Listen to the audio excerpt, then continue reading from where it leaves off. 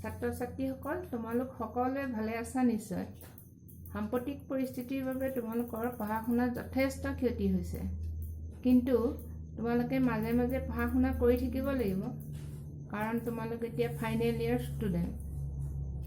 তোমালোকৰ বহুতৰ ওচৰত কিতাপো নাই, সেইকাৰণে মই কেইটামান চেপ্টাৰৰ তোমালোকক কুৱেশ্যন আনচাৰ কৰি ইতিমধ্যে 25 মাৰ্চৰ পৰা দি আছোঁ। তোমালোকক কেমেষ্ট্ৰি গ্ৰুপ এটা খুলি তাত PDF কৰি দি আছোঁ, তোমালোকে নিশ্চয় পাইছা চাগে। আৰু সকলোৱে বহি বনাই নতুনকৈ লিখি গৈ থাকিবা আৰু মাজে মাজে সেইবিলাক ৰিভাইজ কৰি থাকিবা। মই তাত তোমালোকৰ 5 বছৰৰ কুৱেশ্যন আনচাৰখিনিও ডিছকাছ কৰি দিছোঁ। আজি তোমালোকক মই বহুযোগী বা ইংৰাজীত কয় পলিমাৰ, সেই চেপ্টাৰটোৰ বিষয়ে থুলমূলকৈ আকৌ কিছুমান কুৱেশ্যন আনচাৰ ডিছকাছ কৰিবলৈ লৈছোঁ। তোমালোকে ভালকৈ মন দি শুনিবা। প্ৰথম কথাটো হ'ল বহুযোগী আৰু মনোমাৰ কাক বোলে। প্ৰশ্নটো হ'ল বহুযোগী আৰু মনোমাৰ কাক বোলে। বহুযোগী বা পলিমাৰবোৰ হৈছে উচ্চ আণৱিক ভৰ বিশিষ্ট যৌগ। মনোমাৰবিলাকৰ পৰা বহুযোগীকৰণ বিক্ৰিয়াৰ দ্বাৰা বহুযোগী সৃষ্টি হয়। যেনে ইথিন নামৰ মনোমাৰৰ পৰা পলিথিন বহুযোগী সৃষ্টি হয়। তোমালোকে সকলোৱে পলিথিনৰ নাম শুনিছা, এবিধ প্লাষ্টিক পদাৰ্থ। কিহৰ পৰা সৃষ্টি হয়? ইথিন নামৰ মনোমাৰৰ পৰা এই পলিথিন বহুযোগীটোৰ সৃষ্টি হয়। এতিয়া আমি জানিব লাগিব, মই মনোমাৰ বুলি কৈ আছোঁ, মনোমাৰ কি? মনোমাৰ হৈছে কিছুমান সৰল অণু যিবিলাকৰ পুনঃ পুনঃ সংযোজন বা ঘনীভৱনৰ ফলত বৃহৎ অণু পলিমাৰ গঠন হয়, আৰু সেইবিলাককে মনোমাৰ বোলে। কিছুমান সৰল অণু যিবিলাকৰ পুনঃ পুনঃ সংযোজন বা ঘনীভৱনৰ দ্বাৰা পলিমাৰ বা বহুযোগী গঠন হয়। যেনে ইথিন, N সংখ্যক ইথিন অণু পুনঃ পুনঃ লগ লাগি এই পলিথিন নামৰ পলিমাৰ গঠন হয়। এতিয়া বুজি পালা বহুযোগী কাক বোলে? মনোমাৰৰ পৰা লগ লাগি পেলাই বহুযোগী সৃষ্টি হয়। বহুযোগীটোক আমি কি বুলি কওঁ? পলিমাৰ। মনোমাৰ পলিমাৰ, N সংখ্যক মনোমাৰ লগ লাগি পলিমাৰ গঠন হয়। এই বহুযোগীবিলাকক উৎসৰ ওপৰত নিৰ্ভৰ কৰি কেইবাটাও ভাগত বিভক্ত হৈছে। সেইকাৰণে তোমালোকৰ এটা প্ৰশ্ন আহিব পাৰে, প্ৰাকৃতিক বহুযোগী আৰু সাংলেশিক বহুযোগী কি? প্ৰাকৃতিক বহুযোগীটোক কোৱা হয় নেচাৰেল পলিমাৰ, আৰু সাংলেশিক বহুযোগীক কোৱা হয় চিন্থেটিক পলিমাৰ। উৎসৰ ওপৰত ভিত্তি কৰি, তাৰমানে প্ৰাকৃতিক মানে নেচাৰত পোৱা যায়, আৰু সাংলেশিক মানে কৃত্ৰিম উপায়ে তৈয়াৰ কৰা হয়। এতিয়া প্ৰাকৃতিক বহুযোগীৰ বিষয়ে লিখিবলৈ আহিলে, ডেফিনেশ্যন লিখিবলৈ আহিলে তোমালোকে কেনেকৈ লিখিবা? যিবিলাক বহুযোগী উদ্ভিদ আৰু প্ৰাণীৰ পৰা পোৱা যায় সেইবিলাকক প্ৰাকৃতিক বহুযোগী বোলে। যিবিলাক বহুযোগী উদ্ভিদ আৰু প্ৰাণীৰ পৰা পোৱা যায় সেইবিলাকক প্ৰাকৃতিক বহুযোগী বোলে। যেনে starch, cellulose, protein. Starch, cellulose উদ্ভিদৰ পৰা পোৱা যায়, প্ৰটিন প্ৰাণীৰ পৰা। তাৰপিছত হ'ব সাংলেশিক বহুযোগী কাক বোলে? চিন্থেটিক বহুযোগী। যিবিলাক বহুযোগী কৃত্ৰিমভাৱে উদ্যোগত উৎপাদন কৰা হয় সেইবিলাকক সাংলেশিক বহুযোগী বোলে। ইংৰাজীত কয় চিন্থেটিক পলিমাৰ। উদাহৰণ হৈছে পলিথিন, নাইলন 66, বুনা S ৰবৰ, বুনা N ৰবৰ, এইবিলাক হৈছে চিন্থেটিক পলিমাৰ বা সাংলেশিক বহুযোগী। এতিয়া তোমালোকৰ নেক্সট কুৱেশ্যনটো হ'ব, বহুযোগীবোৰ বহুত আছে, বিক্ৰিয়াৰ ওপৰত নিৰ্ভৰ কৰি দুই প্ৰকাৰ বিভক্ত কৰা হৈছে। আকৌ সমবহুযোগী, হোমোপলিমাৰ, আৰু সহবহুযোগী, কোপলিমাৰ। তোমালোকৰ প্ৰশ্নটো এনেকৈ আহে ইয়াত, সমবহুযোগী আৰু সহবহুযোগীৰ পাৰ্থক্য লিখা, বা সমবহুযোগী সহবহুযোগী কাক বোলে প্ৰত্যেকৰে একোটাকৈ উদাহৰণ দিয়া। সমবহুযোগী বা হোমোপলিমাৰ হ'ল কেৱল এক প্ৰকাৰ মনোমাৰৰ পৰা সৃষ্টি হোৱা যোগাত্মক বহুযোগিক সমবহুযোগী বোলে। কেৱল এক প্ৰকাৰৰ মনোমাৰৰ পৰা সৃষ্টি হোৱা যোগাত্মক বহুযোগিক সমবহুযোগী বোলে। উদাহৰণ মই আগতে কৈ আহিছোঁ যে ইথিনৰ পৰা পলিথিন প্ৰস্তুত হোৱা বিক্ৰিয়াটো, আৰু এটা হৈছে টেট্ৰাফ্লুৰোইথিনৰ পৰা টেফলন। প্ৰথমটো হৈছে ইথিনৰ পৰা পলিথিন হোৱা বিক্ৰিয়াটো, আৰু এটা হৈছে টেট্ৰাফ্লুৰোইথিলিনৰ পৰা টেফলন। টেফলন নামৰ পদাৰ্থ প্ৰস্তুত হয়। এই বিক্ৰিয়াটোত হৈছে সমবহুযোগীৰ বিক্ৰিয়া বা সমবহুযোগীৰ উদাহৰণ। তোমালোকক যদি কোৱা সমবহুযোগীৰ এটা উদাহৰণ দিয়া, তেতিয়া তোমালোকে ক'ব লাগিব পলিথিন আৰু টেফলন। এতিয়া তোমালোকক কওঁ সহবহুযোগী বা কোপলিমাৰ কাক বোলে। দুটা বেলেগ বেলেগ মনোমাৰ গোটৰ পৰা সৃষ্টি হোৱা সহবহুযোগী বা কোপলিমাৰ বোলে। দুটা বেলেগ বেলেগ মনোমাৰ গোটৰ পৰা সৃষ্টি হোৱা বহুযোগিক সহবহুযোগী বোলে। যেনে বোনা এছ, বোনা এন। তাৰ এটা ৰিয়েকশ্যন বিক্ৰিয়া আছে, তোমালোকে এইটো চাই লোৱা। হেক্সামিথিলিন ডায়ামাইন আৰু এডিপিক এচিড লগ লাগি নাইলন 66 প্ৰস্তুত হয়। সেই বিক্ৰিয়াটো হৈছে সহবহুযোগীৰ উদাহৰণ। ইয়াত দুটা মনোমাৰ ব্যৱহাৰ কৰা হৈছে, হেক্সামিথিলিন ডায়ামাইন আৰু এডিপিক এচিড। উৎপন্ন হৈছে নাইলন 66। নাইলন 66 হৈছে এবিধ কৃত্ৰিম সূতা। আৰু ইয়াৰ ওপৰটো উদাহৰণ হৈছে ইথিন। ইথিন এটা মনোমাৰ, সেইটো পুনঃ লগ লাগি পলিথিন উৎপন্ন হৈছে। এইটো হৈছে সমপলিমাৰ সমবহুযোগীৰ উদাহৰণ। তোমালোকে এইকেইটা উদাহৰণ মনত ৰাখিবা, সমবহুযোগী আৰু সহবহুযোগী। তাৰপিছত এটা কুৱেশ্যন আহে, এটা মনোমাৰৰ কাৰ্যকাৰিতা কেনেদৰে ব্যাখ্যা কৰিবা? Functionality of the মনোমাৰ। এটা মনোমাৰৰ কাৰ্যকাৰিতা হৈছে মনোমাৰটোত কেইডাল বান্ধনি আছে। উদাহৰণস্বৰূপে ইথিন প্ৰপিন ষ্টাইৰিনৰ কাৰ্যকাৰিতা 1, ইথিলিন গ্লাইকল এডিপিক এচিডৰ 2। তাৰপিছত এটা কুৱেশ্যন আহিব পাৰে, তোমালোকক এনেকুৱা দি দিব পাৰে NaCHrCO, এই ব্ৰেকেটত আছে উইদিন ব্ৰেকেট N, এইটো সমবহুযোগী নে সহবহুযোগী? এইটো দেখিলেই গম পাবা এইটো সমবহুযোগী, কাৰণ ইয়াত এটাহে মনোমাৰ আছে। এইটো হৈছে আলফা এমিনো এচিড, ইয়াত N সংখ্যক এটা আছে, সেইকাৰণে ই সমবহুযোগী। তাৰপিছত তোমালোকৰ আৰু এটা কুৱেশ্যন আহিব পাৰে, বহুযোগী বহুত প্ৰকাৰ আছে। আণৱিক বলৰ ওপৰত নিৰ্ভৰ কৰি বহুযোগীবোৰক কি ভাগত বিভাজন কৰা হয়? Classified on the basis of molecular forces.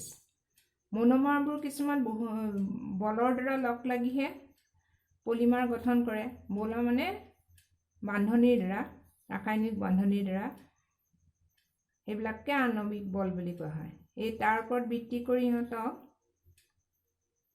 কেইবাটা ভাগত বিভক্ত কৰা হৈছে। প্ৰথমটো হৈছে ইলাষ্টমাৰ, ছেকেণ্ডটো হৈছে তন্তু বা ফাইবাৰ। ইলাষ্টমাৰ, তন্তু বা ফাইবাৰ। ইলাষ্টমাৰ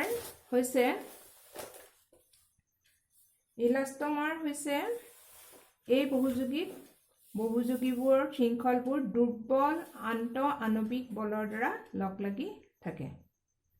দুৰ্বল আন্তঃআণৱিক বলৰ দ্বাৰা লগ লাগি থাকে। ইলাষ্টমাৰৰ উদাহৰণ হ'ল বোনা এছ, বোনা এন আৰু নিঅপ্ৰিন। মনত থাকিবনে? বোনা এছ, বোনা এন আৰু নিঅপ্ৰিন। ছেকেণ্ডটো হৈছে তন্তু বা ফাইবাৰ্ছ। ফাইবাৰ বুলি ক'লে বুজি পাবা, তন্তুতকৈ ফাইবাৰ। হাইড্ৰজেন বান্ধনিৰ দৰে শক্তিশালী আন্তঃআণৱিক বলৰ দ্বাৰা লগ লাগি থাকে। এই তন্তুবোৰ কেনেকৈ উৎপন্ন হয়? হাইড্ৰজেন বান্ধনিৰ দৰে শক্তিশালী আন্তঃআণৱিক বলৰ দ্বাৰা লগ লাগি থাকে। উদাহৰণ হৈছে নাইলন 66 পলিএষ্টাৰ। থাৰ্ডটো হ'ল তাপপ্লাষ্টীয় বহুযোগী, ইংৰাজীত কয় এইটো থাৰ্মোপ্লাষ্টিক পলিমাৰ। এইবোৰ ৰৈখিক আৰু সামান্য পৰিমাণৰ শাখাযুক্ত দীঘল শৃংখলৰ অণু, লিনিয়াৰ আৰু কিছু পৰিমাণে শাখা চেইনযুক্ত। উদাহৰণ হৈছে পলিথিন, পলিষ্টাইৰিন, পলিভিনাইল যৌগ। ইহঁতক পুনৰ গলাব পাৰি। আৰু থাৰ্মোছেটিং 4 নম্বৰটো হৈছে থাৰ্মোছেটিং বহুযোগী। ইহঁত যথেষ্ট পৰিমাণৰ শাখা শৃংখলযুক্ত অণু। উদাহৰণ হৈছে বেকেলাইট, এবিধ প্লাষ্টিক পদাৰ্থ। বেকেলাইটৰ নাম তোমালোকে নিশ্চয় শুনিছা। ইহঁতক পুনঃ গলাব নোৱাৰি।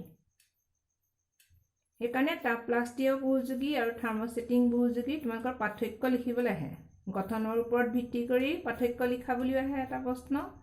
তেতিয়া তোমালোকে লিখিব লাগিব তাপপ্লাষ্টীয় বহুযোগীবোৰ সামান্য পৰিমাণৰ শাখাযুক্ত দীঘল শৃংখলৰ অণু আৰু ইহঁতক গলাব পাৰি।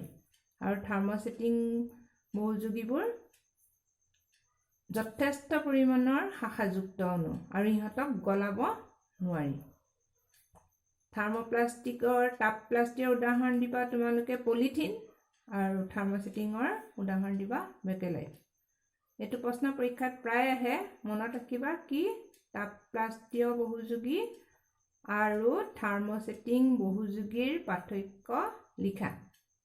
এটা পাৰ্থক্য এবাৰ পৰীক্ষাত আহিছে, গঠনৰ ওপৰত ভিত্তি কৰি ইহঁতক কেনেকৈ পাৰ্থক্য নিৰ্ণয় কৰিব পাৰি। তেতিয়া মই আকৌ এবাৰ কৈ দিছোঁ, তাপপ্লাষ্টীয় বহুযোগীবোৰ সামান্য পৰিমাণৰ শাখা থাকে আৰু থাৰ্মোছেটিং বহুযোগীত বহুত পৰিমাণৰ শাখা থাকে। সেইটো হৈছে গঠনৰ ওপৰত ভিত্তি কৰি। এতিয়া মই তোমালোকক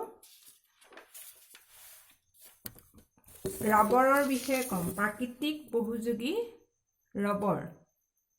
ৰবৰ হৈছে প্ৰাকৃতিক বহুযোগী। এই বহুযোগীটোৰ নাম হৈছে cis14 পলি আইচোপ্ৰিন।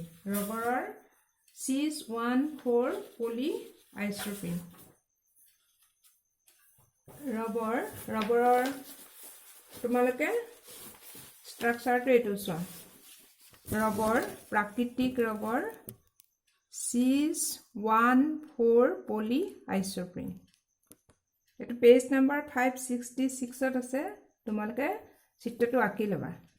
566। ৰবৰ হৈছে এটা প্ৰাকৃতিক ৰবৰ হৈছে এটা পলিমাৰ। গতিকে ইয়াৰ মনোমাৰটো কি হ'ব? মনোমাৰটো হ'ব আইচোপ্ৰিন। আইচোপ্ৰিনটোৰ ৰাসায়নিক নাম হৈছে 2-methyl-1,3-butadiene। ইয়াৰ সংকেত বা গঠনটো হৈছে 2-methyl-1,3-butadiene। তোমালোকে মনত থাকিবনে ৰবৰৰ মনোমাৰটোৰ নাম কি? আইচোপ্ৰিন বা 2-methyl-1,3-butadiene। আৰু ৰবৰক আমি এতিয়া কি বুলি ক'ম? ৰবৰটো আচলতে হৈছে cis14 পলি আইচোপ্ৰিন। চিছ মানে হৈছে এতিয়া চিছ ট্ৰেন্স হৈছে জ্যামিতিক আইচোমাৰৰ গঠন। চিছ সেইকাৰণে চিছ বুলি কোৱা হয়। cis14 পলি আইচোপ্ৰিন। চিছ ট্ৰেন্সৰ বিষয়ে তোমালোকক মই 11 ক্লাছতে কৈ আহিছোঁ। এইটো চিছ গঠনটো একেফালে থাকে গ্ৰুপকেইটা, সেইকাৰণে ইয়াক কয় ৰবৰ cis14 পলি আইচোপ্ৰিন। এই গঠনটো চিছ, ইয়াত মিথাইল গ্ৰুপকেইটা একেফালে আছে। cis14 পলি আইচোপ্ৰিন আৰু এইটো হৈছে আইচোপ্ৰিন। তোমালোকক এতিয়া এটা প্ৰশ্ন আহে, নেক্সট কুৱেশ্যনটো ৰবৰৰ ওপৰত ভিত্তি কৰি। সেই প্ৰশ্নটো হৈছে ৰবৰৰ ভালকেনাইজেশ্যন বুলিলে কি বুজা? ভালকেনাইজেশ্যন বুলিলে কি বুজা? প্ৰাকৃতিক ৰবৰৰ আনচাৰটো তোমালোকে এনেকৈ লিখিব লাগিব, ভালকৈ শুনি লোৱা। প্ৰাকৃতিক ৰবৰৰ প্ৰতিৰোধ ক্ষমতা, স্থিতিস্থাপকতা বৃদ্ধিৰ বাবে ইয়াক ছালফাৰ আৰু এটা উপযুক্ত যোগ্যৰ সৈতে মিহলাই 317 কেলভিনৰ পৰা 415 কেলভিন উষ্ণতালৈ ৰাবাৰ উতলোৱা হয়। ইয়াকে ভালকেনাইজেশ্যন পদ্ধতি বোলে।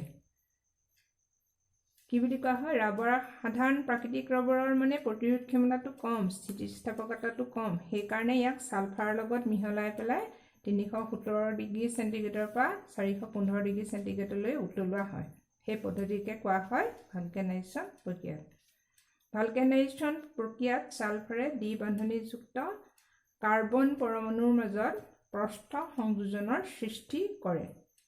এয়া ছালফাৰ গোটকেইটা ইয়াত লাগি গৈছে। তোমালোকে পেজ 567 পেজত এই ছবিটো আঁকা আছে, চিত্ৰটো আঁকি ল'বা। মই ইতিমধ্যে চিত্ৰটো তোমাক বহীত দি দিছোঁ। ইতিমধ্যে ইয়াত ছালফাৰ পৰমাণুবোৰ লাগি যায়, তেতিয়া ৰবৰৰ স্থিতিস্থাপকতা গুণটো বেছি হয়। এই পদ্ধতিকে কোৱা হয় ভালকেনাইজেশ্যন পদ্ধতি। এতিয়া তোমালোকক মই কম সাংলেখিক ৰাবাৰ কি? Synthetic rubber. সাংলেখিক মানে সিন্থেটিক ৰাবাৰ। ই হ'ল ৰাবাৰ সদৃশ বহুযোগী, ৰবৰ সদৃশ বহুযোগী, খালি সিন্থেটিকেলি উদ্যোগত প্ৰস্তুত কৰা হয়। ইয়াক 1,3-বিউটাডাইনৰ উৎপন্ন যৌগসমূহৰ সমবহুযোগীকৰণ বিক্ৰিয়াৰ দ্বাৰা বা 1,3-বিউটাডাইন আৰু এটা অসম্পৃক্ত মনোমাৰৰ সহবহুযোগীকৰণ বিক্ৰিয়াৰ দ্বাৰা প্ৰস্তুত কৰা হয়।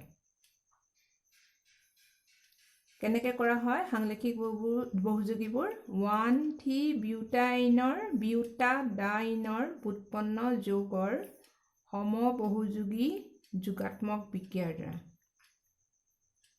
বা 1,3-বিউটাডাইন আৰু এটা অসম্পৃক্ত মনোমাৰৰ সহবহুযোগীকৰণ বিক্ৰিয়াৰ দ্বাৰা প্ৰস্তুত কৰা হয় সাংলেখিক ৰাবাৰ।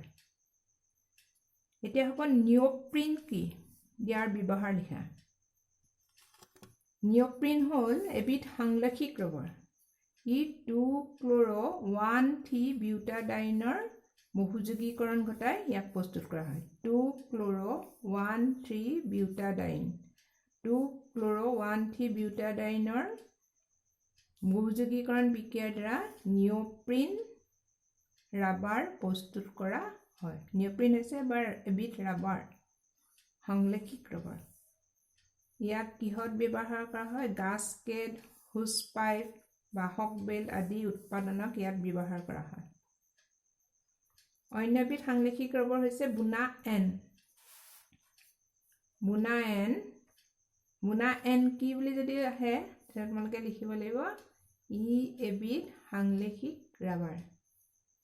ইয়াক 1,3-বিউটাডাইন আৰু এক্ৰাইলোনাইট্ৰাইলৰ সহবহুযোগীকৰণৰ দ্বাৰা প্ৰস্তুত কৰা হয়। এইটো 1,3-বিউটাডাইন আৰু এইটো এক্ৰাইলোনাইট্ৰাইল, দুইটা লগাই দিলে হ'ব বুনা এন। তোমালোকক প্ৰশ্ন সুধিব পাৰে বুনা এনৰ মনোমাৰ কেইটাৰ নাম কি কি? তোমালোকে ক'ব লাগিব, কি ক'ব লাগিব? 1,3-বিউটাডাইন আৰু এক্ৰাইলোনাইট্ৰাইল। এতিয়া দুটা পালা সাংলেখিক ৰবৰ, নিঅপ্ৰিন আৰু বুনা এন। আগতে মই বুনা এছৰ বিষয়ে কৈ আহিলোঁ। এতিয়া তোমালোকক আকৌ বুনা এছৰ বিষয়ে কৈছোঁ। বুনা এছ কি? বুনা এছ কি বুলি যদি আহে তেতিয়া তোমালোকে আনচাৰটো এনেদৰে লিখিব লাগিব, ই এবিধ সাংলেখিক ৰবৰ আৰু সহবহুযোগী। সহবহুযোগী মানে ইয়াৰ মনোমাৰ দুটা বেলেগ বেলেগ, সেইকাৰণে ইয়াক কোৱা হয় সহবহুযোগী। ইয়াৰ মনোমাৰ দুটা হৈছে 1,3-বিউটাডাইন আৰু ষ্টাইৰিন। এই দুইটা লগাই দিবা, তেতিয়া এইটো বুনা এন হ'ব, বুনা এছ হ'ব। আকৌ কৈছোঁ বুনা এছৰ মনোমাৰ কেইটাৰ নাম কি কি? 1,3-বিউটাডাইন আৰু ষ্টাইৰিন। তোমালোকক এই সহবহুযোগী আৰু সমবহুযোগীৰ প্ৰশ্ন কেইটামান আহে। কেনেকৈ আহে এই প্ৰশ্ন দুটা মই দি দিছোঁ। দুটা সমবহুযোগীৰ উদাহৰণ দিয়া, তেতিয়া তোমালোকে দিবা পলিথিন আৰু নিঅপ্ৰিন। আৰু দুটা সহবহুযোগী কোপলিমাৰৰ উদাহৰণ দিয়া, তেতিয়া তোমালোকে দিবা বুনা এছ আৰু বুনা এন। এতিয়া তোমালোকৰ বহুযোগী বহুত প্ৰকাৰ আছে।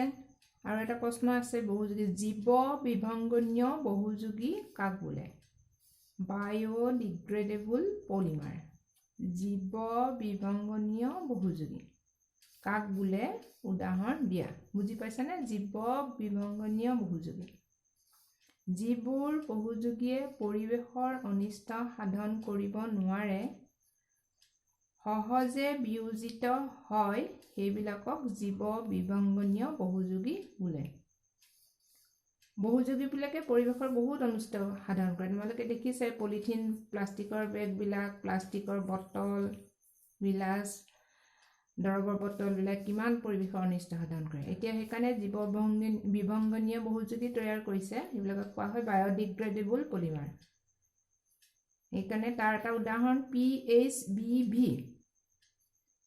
আৰু এটা হৈছে নাইলন 2 নাইলন 6 এইবিলাকে পৰিৱেশৰ কোনো অনিষ্ট সাধন নকৰে এইবিলাকৰ পৰা প্ৰস্তুত কৰা পদাৰ্থ বস্তুৱে দ্ৰব্য উদাহৰণ দুটা দিব লাগিব তোমালোকে কেপিটেল